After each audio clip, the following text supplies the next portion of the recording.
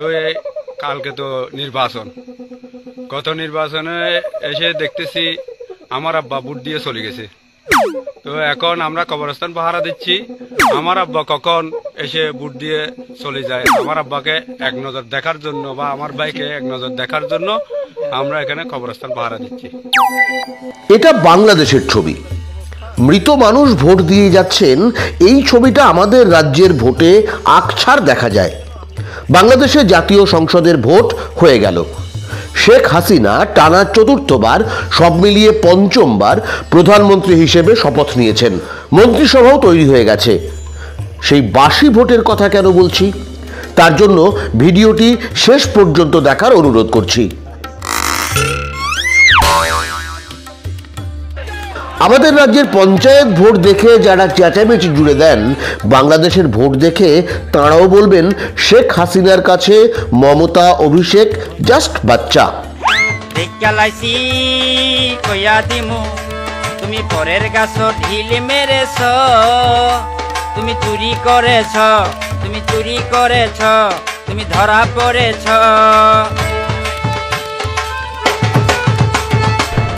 বাংলাদেশের ভোটের গল্প শুনলে অনেকে চমকে যাবেন, রসিক লোক বিস্তর মজা পাবেন, আর সিরিয়াস লোকেরা স্তম্ভিত হয়ে যাবেন।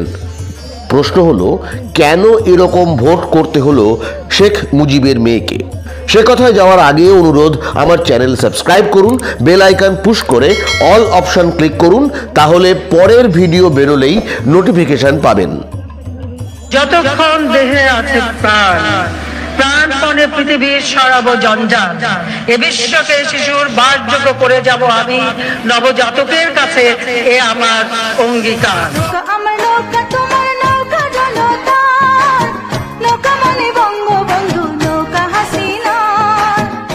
রেজাল্ট সবাই জানেন। মোট 300 আসনের মধ্যে প্রার্থীর মৃত্যুতে একটি আসনে ভোট স্থগিত আছে। 299 আসনের মধ্যে আওয়ামী লীগ 223, জাতীয় পার্টি 11, ওয়াকার্স পার্টি 1, জাসাদ 1, কল্যাণ পার্টি 1 আর স্বতন্ত্র মানে নির্দলরা জিতেছে 62 আসনে। বাংলাদেশে 90% মুসলমান, তো আমি একটা মুসলিম দেশের মেয়ে হয়ে সে পাঁচবার ক্ষমতায় আসলো, এটাও তাদের অনেক দেশের পছন্দ না। বিরোধীরা দাবি করেছিল তত্ত্বাবধায়ক সরকারের অধীনে ভোট করতে হবে। হাসিনা সে দাবি মানেননি, উল্টে ভোটের অনেক আগে থেকেই হাজার হাজার বিরোধী নেতা কর্মীকে গ্রেফতার করা হয়েছিল।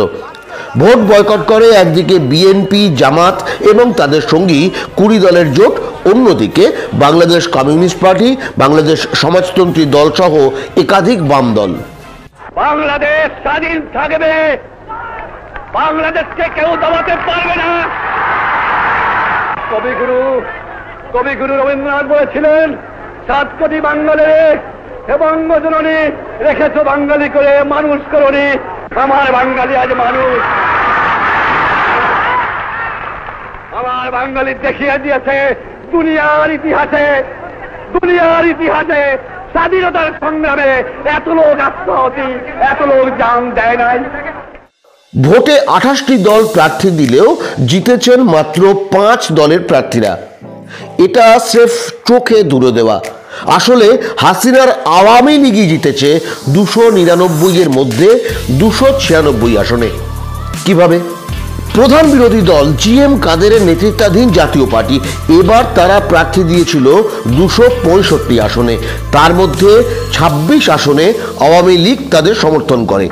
ভাবুন, সরকারি দলের সমর্থনে লড়ছে বিরোধী দল। জাতীয় পার্টি যে 11টা আসনে জিতেছে, সব ওই ছাড় পাওয়া 26-এর মধ্যে। হাসিনার নেতৃত্বে 14 পার্টির একটা জোট আছে, অন্য শরিকদের 6টি আসন ছাড়ে আওয়ামী লীগ। ওই 6 কেন্দ্রে জোট প্রার্থীদের লড়তে হয় আওয়ামী লীগের নৌকো প্রতীকে। শরিকরা জিতেছে 2টিতে।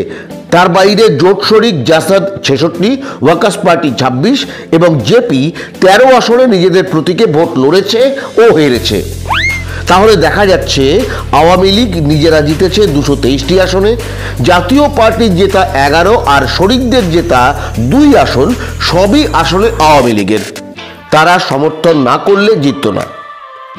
এবার আসল খেলা। 2014 সালেও ভোট বয়কট করেছিল বিএনপি এবং তার সহযোগীরা। সেবার 300-র মধ্যে 153টি আসনে বিনা ভোটে জিতেছিল শেখ হাসিনার আওয়ামী লীগ। দেশের সরকার গড়ার ভোটে এই কাণ্ড দেখে দুনিয়া জুড়ে ছিচিৎকার পড়ে যায়। এবার তাই হাসিনা নতুন কৌশল বের করেন। আমি যখন নির্বাচনটা উন্মুক্ত করে দিলাম যে ঠিক আছে যে যা দাঁড়াতে পারে, হাসিনা এবার ঠিক করেন আওয়ামী লীগের সরকারি প্রার্থীরা ছাড়াও দলেরই অন্য কেউ ইচ্ছে করলে স্বতন্ত্র মানে নির্দল প্রার্থী হিসেবে দাঁড়াতে পারেন। এটা করা হলো যাতে ভোটে লড়াই হয়েছে এটা দেখানো যায়, আমি বনাম ডামির লড়াই। এবারের যে নির্বাচন, এই নির্বাচনটা আরো একটু ব্যতিক্রমী। সাধারণত আমরা আমাদের দলের থেকে বা সব দলগুলি তারা তাদের প্রার্থী নির্বাচিত করে দেয়। এবার যেমন আমি আমাদের প্রার্থী নির্বাচিত করেছি, পাশাপাশি এই নির্বাচনটা উন্মুক্ত করে দিই, যে যার ইচ্ছা মতো দাঁড়াতে পারবে। দলে দলে আওয়ামী লীগের নেতারা দলের টিকিট না পেয়ে নির্দল হয়ে দাঁড়িয়ে পড়লেন। 62 জন জয়ী নির্দলের মধ্যে 60 জনই আওয়ামী লীগের। অন্য দলের প্রার্থীদের মধ্যে আওয়ামী লীগের সমর্থন ছাড়া জিতেছেন শুধু বাংলাদেশ কল্যাণ পার্টির চেয়ারম্যান অবসরপ্রাপ্ত মেজর জেনারেল সৈয়দ মুহাম্মদ ইব্রাহিম। ওই কেন্দ্রে আওয়ামী লীগ প্রার্থীর মনোনয়নপত্র বাতিল হয়ে যায়। খুব হইচই করে ভোটে নামা বাংলাদেশ জাতীয়তাবাদী আন্দোলন বিএনএম, তৃণমূল বিএনপি ও Bangladesh supreme party BSP just কিচ্ছু করতে পারেনি। তাহলে দেখা যাচ্ছে সব মিলিয়ে 299 আসনের মধ্যে 296 আসনই গেল আওয়ামী লীগের কবজায়, সরাসরি বা ঘুরপথে। নির্বাচন যে অবাধ, সুষ্ঠু, নিরপেক্ষ হতে পারে সেই দৃষ্টান্তটাও আমরা সৃষ্টি করতে পেরেছি। বিদেশি পর্যবেক্ষকরাও জানিয়ে দিয়েছেন চমৎকার বাধাহীন ভোট হয়েছে।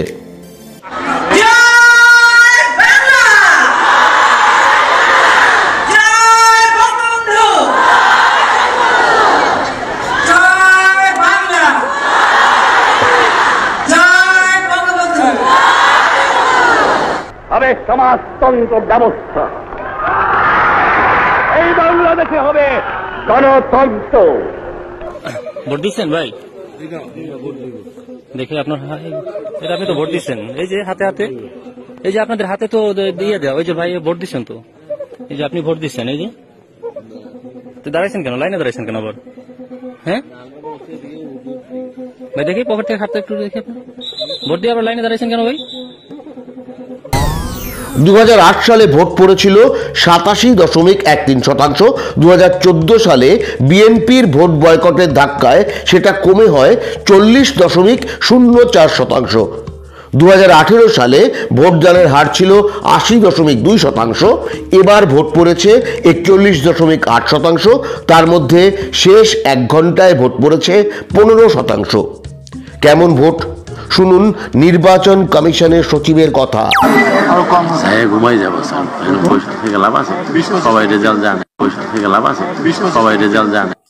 গোপালগঞ্জ 3 আসনে লড়েছেন প্রধানমন্ত্রী তথা আওয়ামী লীগের সভাপতি শেখ হাসিনা। তিনি ভোট পেয়েছেন 2,49,962। নিকটতম প্রতিদ্বন্দ্বী বাংলাদেশ সুপ্রিম পার্টির এম নিজামুদ্দিন লস্কর পেয়েছেন 869 ভোট। ডিসিদের মেসেজ আছে, ওইটা দেখে পয়সা চলে যাবো। মাগুরা 1 আসনে আওয়ামী লীগের প্রার্থী ছিলেন ক্রিকেটার সাকিব আল হাসান। তিনি পেয়েছেন 1,85,388 ভোট। নিকটতম প্রতিদ্বন্দ্বী বাংলাদেশ কংগ্রেসের কাজী রেজাউল হোসেন পেয়েছেন 5,994 ভোট। আরেক ক্রিকেটার বর্তমান এমপি মাশরাফি বিন মুর্তজা প্রার্থী ছিলেন নড়াইল 2 কেন্দ্রে। তিনি ভোট পেয়েছেন 1,89,102টি। নিকটতম প্রতিদ্বন্দ্বী বাংলাদেশ ওয়ার্কার্স পার্টির শেখ হাফিজুর রহমান পেয়েছেন 4,041 ভোট। ঢাকা 10 আসনে আওয়ামী লীগের প্রার্থী ছিলেন অভিনেতা ফেরদৌস আহমেদ। তিনি মোট ভোট পেয়েছেন 65,898টি।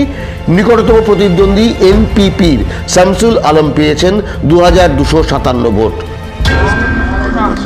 বিতর্কিত বানায় ফেলেছে, বিতর্কিত বানায় ফেলেছে, বিতর্কিত বানায় ফেলেছে। আমরা 41 সালের মধ্যে স্মার্ট বাংলাদেশ গড়ে তুলব। যে বাংলাদেশের প্রতিটি মানুষ শিক্ষায় দীক্ষায় সব দিক থেকে স্মার্ট হবে এবং আমরা এই দেশকে সামনের দিকে এগিয়ে উন্নত সমৃদ্ধ স্মার্ট সোনার বাংলা আমরা ইনশাআল্লাহ গড়ে তুলব। বাংলাদেশের মানুষের ভাগ্য নিয়ে আর কেউ ছিনিমিনি খেলতে পারবে না। কাজী বাংলাদেশের মানুষের শক্তিটাই বড় শক্তি আর একমাত্র প্রমাণ হয়েছে। কাজে আমি আবারও জাতির পিতার প্রতি শ্রদ্ধা জানাই, আপনাদেরকে ধন্যবাদ জানাই এবং আমরা আগামীতে আপনাদের সেবা করার সুযোগ পেয়ে দেশকে এগিয়ে নিয়ে যাবো। এত উন্নয়ন যদি হয়েই থাকে, এত উন্নয়নের স্বপ্নই যদি থাকে, তাহলে শেখ হাসিনার নৌকাকে তীরে ভেড়াতে জল এত ঘোলা করতে হলো কেন? যে জাতির পিতার যে স্বপ্ন ছিল ক্ষুধা দারিদ্র্যমুক্ত উন্নত সমৃদ্ধ সোনার বাংলা করা, তা আমি ডিজিটাল বাংলাদেশ করেছি, এখন আমি স্মার্ট বাংলাদেশ করব। আর কোনো মানুষ গৃহহীন থাকবে না, ভূমিহীন থাকবে না। আর